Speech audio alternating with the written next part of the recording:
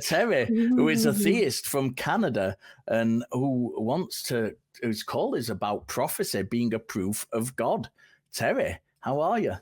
How are you guys doing? Hi, Terry. Yeah, I heard the beginning of your show, and you said you don't want no preaching. You want an argument, and if there's an argument, you have 90,000 people that can be converted. So, voici. The chef is here to serve you something very delicious. So, are you willing? Are you ready for an argument? Oh, good. Yes. Go on then. This better be a cordon bleu argument. I am expecting Michelin star argument here. Yeah, I'm going to give you an argument for sure. So this is a syllogistic argument, a modus ponens. So if Jesus can demonstrate universal sovereignty, that will make him God. Premise 2, Jesus did demonstrate universal sovereignty in virtue of the fact that he predicted the universal adoption of the 7-day week as the evidence of his authority over all nations. Conclusion, all nations keep a 7-day week going against their religious and cultural practices. Therefore, Jesus is God. So can we cut to the chef, Terence, Le Chef, whatever you want to call yourself, or whatever you're calling yourself these days. Can we cut to the chase and go to the actual verse wherein Jesus made this prediction? Yeah, we could definitely do that. Oh, I never thought you would ask that question. So we can go to Isaiah 66, verse 23. That's one of many. Isaiah 66, 23, it says, from new moon to new moon, and from Sabbath to Sabbath, will all flesh come to worship me? So I'm arguing for the Sabbath to Sabbath, which is intrinsically linked to a 7-day week. So for this part of the prophecy to be fulfilled, it requires a 7-day week, and all nations during that time did not keep a 7-day week except for Israel. So for this prophecy to be fulfilled, you have to have the worship God. Of the 7-day week universal. I don't worship God. I don't worship God. I don't worship God. Yeah, so we have falsified that verse. What's your next argument? Terry, I've got a question for you. Are you aware, Terry, before we carry on, are you aware of the Soviet Union, Terry? Yeah, they adopted it in the 1930s, yeah. Are you aware of the Soviet Union? Yes, they had a 5-day week, and they adopted it in the 1930s. Yes. And are you aware they also had a 6-day week? I'm sorry? Are you also aware they had a 6-day week? They had a 5-day week. 5 days. And then they went to a 6-day week. What's the point? So, but the point I'm getting at here is, do you know why they abolished the 5- and 6-day week and went to a 7-day week? Do you know why they abolished it? How about you tell me? They abolished it because factory maintenance.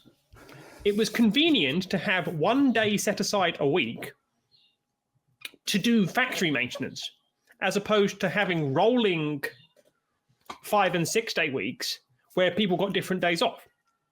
So it had nothing to do with any form of religiosity. And so my argument is, so you're basically arguing the same thing the last guy said. So I'm going to address that. My argument is not predicated on your religious worship. My argument is God could be God without your worship. So for you to even... Your argument was predicated, shut up and let me speak, or I will get rid of you faster than something that gets rid of something very, very fast, because I can't think of anything at the moment. But your argument was one of prophecy. The verse you gave me to substantiate that was from one moon to another, and from one Sabbath to another, all mankind will come and bow down before me, says the Lord. I do not bow down to God. I have falsified your argument. You, sir, are wrong.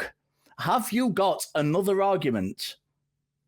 So can I explain to you why that's so ridiculous of your part? Because you seem to... No, because I have demonstrated absolutely that you are wrong. Have you got another argument or not? Is that it, or are you just relying on that that's just being falsified really, really easily? Have a conversation. Yeah, we are having a conversation. I falsified your argument. I'm asking you if you have another one. Your response should be, yes, I have another argument. I have another line of prophecy which demonstrates God. Or, no, I do not. That's how a conversation works. Do you have...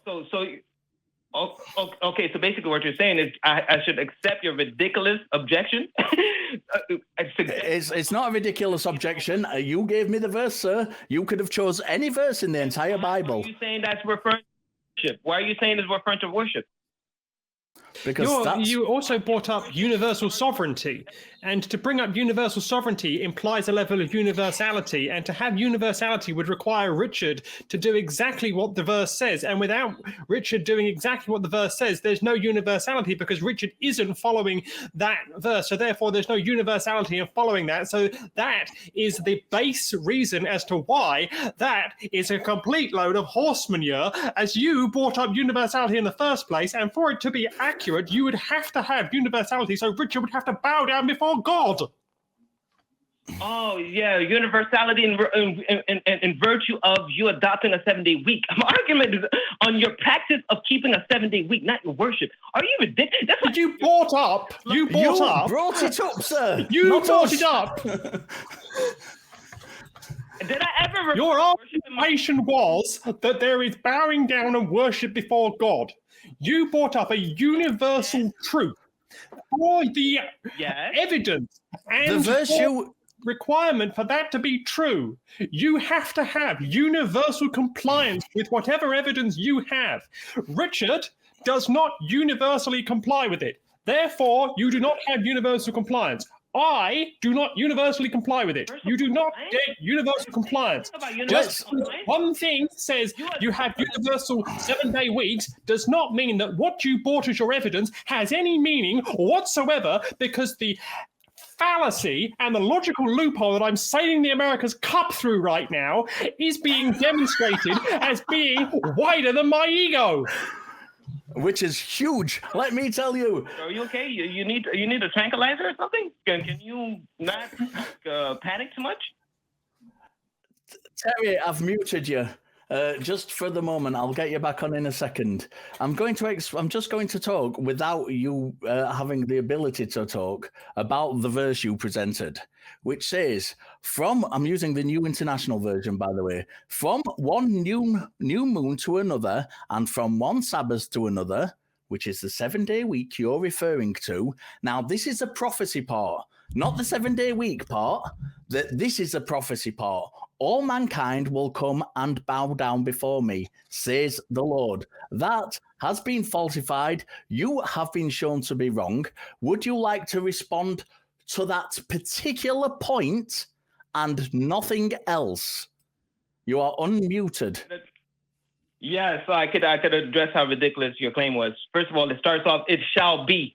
The verse starts off with "it shall be." The prophecy. Yes, that's what prophecies do, sir. They start off with "it shall be." You got caught again. You're ridiculous. This is what I mean. So are you going to? You guys are right. Smart, but I have muted you again, and I'm going to continue muting you until you address the specific point that I ask you about. The verse which you claim is a prophecy is all mankind will come and bow down before me. That has not happened. That prophecy has not been fulfilled. So that has not demonstrated the existence as God. Your call screening notes say prophecy is proof of God. Past tense, it has been demonstrated. So that has not been demonstrated. Would you like, give you one more chance to respond to that particular point that I have raised in that verse, that all mankind will come down and bow down before me? Would you like to address that point, sir? I am unmuting you now. All right, so I'll try one more time, and then hopefully you don't panic this time and show you have some type of credibility. So number one, I made it clear the whole verse is a prophecy, number one. And number two, as it relates to your specific claim, where it says, "Oh, for all flesh will come to worship me," I'm arguing the fact that everybody keeps a 7-day week first. If I say 2, 4, 6, then I know the pattern. Right. I don't care about the first part because that's irrelevant. The part I'm challenging, sir, shut up. The part I am challenging is the second part, which states mankind will come down and bow down before me. Can you address that part? I'm not interested in the first part. It is irrelevant. Can you address the second part of that verse? Am I on? Okay, so yeah, as it relates to the second part, which is talking about those who will be saved, if you go to Isaiah 66, verse 19, is referring to only those who will be saved. But before that, a 70 week has to be universally adopted. That's what I don't give a shit about the second day week. That's not the part of the verse I'm challenging. Goodbye. Right, first of all, that person, I'm going to make it known to everybody because I want everybody to know how dishonest you are, Terry, lied to our call screener to get onto the show and didn't present that they were who they said they were. Finally, I debunked the verse you gave as prophecy within a few seconds. The other thing, if the other that's thing I want the to just best you have, yeah, go on, Phoebe, jump in, please. Is that he claims there's a universal 7-day week. This is not actually accurate because I'm pretty certain that if I was to go to some of the wealthiest people in the United Kingdom, they would turn around and ask you, what is a weekend? What is a week? What is a job? And I'm pretty certain if I was to go to some of the native tribes in Amazonia, they wouldn't even keep a calendar, let alone a 7-day week. So the claim of universality of a 7-day week is absolutely 100% nonsense, because there is no way of knowing whether the tribes on the Andaman Islands keep a 7-day week, because those tribes don't allow outsiders in and attack outsiders to stop them from coming in. So there's no way of knowing that level of universality. And also, it refers to all flesh will bow down. I wasn't aware that budgerigars and giraffes and fish were bowing down. I want to just make something very, very clear for the people who may be first-time listeners, because I don't want them to think that that's normally how we speak to the people who call into the show. This show is about friendly conversations and mutual exploration. That previous caller has called several times before, had his arguments thoroughly debunked several times before, and keeps using dishonest tactics to try and get back onto the show, using pseudonyms and other guises to pretend he's not who he is, and that the argument he is making is not the same old trash which has been debunked many, many times already. So, for new religious callers, 2 points. First of all, we will not be talking to you like we talk to him, unless you act like him and be blatantly dishonest. And secondly, if that's the best that Christianity has to offer, then Christianity is in dire straits. If you think you can do better than that, give us a call, because if you don't call us, he is the representation of Christianity that you are leaving us with.